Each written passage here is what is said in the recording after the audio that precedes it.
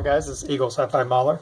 Today I'm going over my completed build of the Star Wars Resistance A-WING fighter, coming out the new movie The Last Jedi, Star Wars, soon to be released. This is Revell's new series.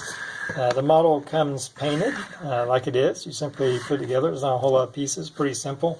It snap fit for the most part. I did have to add a little bit of glue here and there just to make sure that the body was nice and tight. But for the most part, the seams are not terrible for a snap fit model. You can make it out some here and there. Again, it comes painted, but I did weather it. And so before I go any further, I'm just going to take you back and show you some of the steps I took in weathering the model. Alright, so here we're a little bit into the build. What I did, first thing I addressed was just the palette. Palette came in just a solid white color. I was able to find some box art of the palette. It was a female palette. She seemed to be wearing a green jumpsuit with a white helmet and had some red earpieces, a stripe. So I tried to just do that as best I can. Miniature painting is still a weak area that I'm working on. So I think it's better than it was. A lot of room for improvement on that though.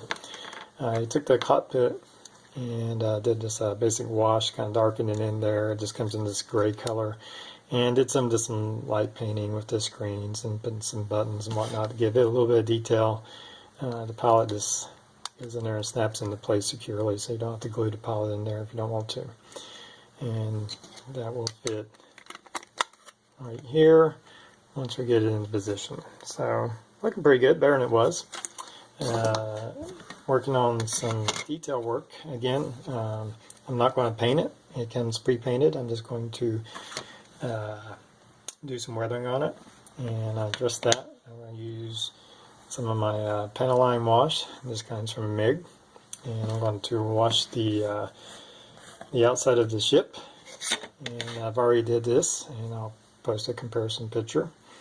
I've also taken some sanding strips and started roughing up. I don't want to go too heavy on this. I want it to be just lightly weathered, not what you would see in like the original Star Wars series where everything's very weathered and dirty. I think the original, I haven't seen, of course I haven't seen it on the movie yet, so I don't know how much weathering. I haven't seen it close up, so just some light weathering. I scuffed some paint off a few sections, and I put the Panaline ink in here to start darkening up the lines, and then I wash off. And how I do that is I've done a little bit here. I just simply take my paintbrush and get it in here, and I'm just going to go through all the lines. And let me get a little bit more on my brush here. And typically I just kind of, you can paint it on, if you get a good amount on your paintbrush, typically you can touch the lines and it'll kind of follow the lines. You kind of follow how I'm doing here. Just getting it in there. It's okay if it blobs like that. We're going to be wiping off the bulk of it. But I'm going to go through all the lines like this with my Panaline wash. It's going to darken, getting all these crevices. And the model itself has some really nice lines to do this with. Makes it nice and simple. You can see how it just kind of falls into place. We're just going to darken up all these lines and these crevices. And ideally you want to let this sit for a little bit. That'll give us a chance to dry, but just for demonstration purposes. I'm just going to take a rag and just kind of lightly start wiping off the excess. Alright? And if we wipe off too much, then it's okay. You can come back and put more on. And if you want to be more specific with an area, you can get something like a Q-tip and you can start cleaning it up without getting too much into the crevices. If it does get dried on too much, you can add some paint thinner and that'll help remove it from the surface. Now this is already a plastic that we're not going to paint in, so if you have painted over it and you do this, it's going to remove the paint as well, so you have to be careful with that. You might want to put a gloss coat if you have painted over it. So now we're starting to bring out some detail. Again, I won't go back over this. This was just for demonstration purposes. Again, I can come back and clean it all off. The great thing about in this state is if I do mess up, I can just get some paint thinner and I'll take it all off. And you can see where we've added into panel lines compared to a section where it's not. So it gives it a nice detail. I don't want to go overboard. I don't want to be these huge black lines, just enough to kind of accent the panel lines. So there's where we're at right now, and we'll just keep moving forward.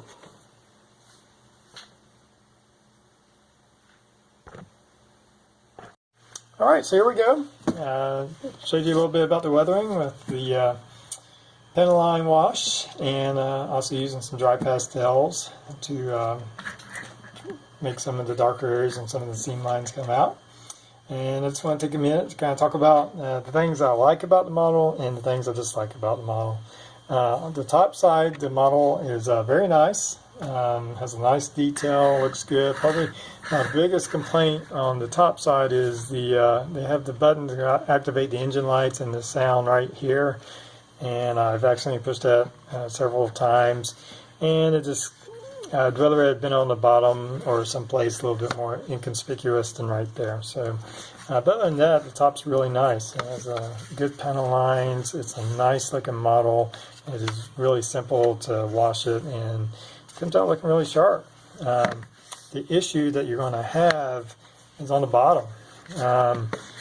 One, we have the landing gear that when it closes, you still have these open slots, so it's really not meant to be displayed in a way that the bottom would be showing. It would have been nice if you were given options of some kind of doors that would seal over that. You have the battery compartment, you have these slots for the speaker, and one really cheesy part was these where you have the laser cannons. They're just empty, and I just don't understand why they couldn't have maybe made that into two pieces to where you could have a cover for that. So this is my biggest complaint on the model, is the bottom side is just really cheesy looking, and they could have, it wouldn't take much to fix all that, and being able to have a nicer model to present to where all sides could be presented. I could look at the back. Back's not too bad. Perhaps a little bit more detail on the back wall of the behind the cockpit would have been nice. But overall, for $20, it's a nice model. It's very rugged. Again, I didn't like the thick plastic. It's a little blurry and difficult to see through. But it's durable. It's not likely to break on you unless you do something really serious to it. So there you go. $20. It's a nice looking model. You can do a lot with it. I mean, you can go a lot more with it if you wanted to, but if you just want to have a simple build and work on your weathering and whatnot and have something nice to be able to display or play with or whatever you want to do with it, I would recommend it. So there you go, and y'all have a good one.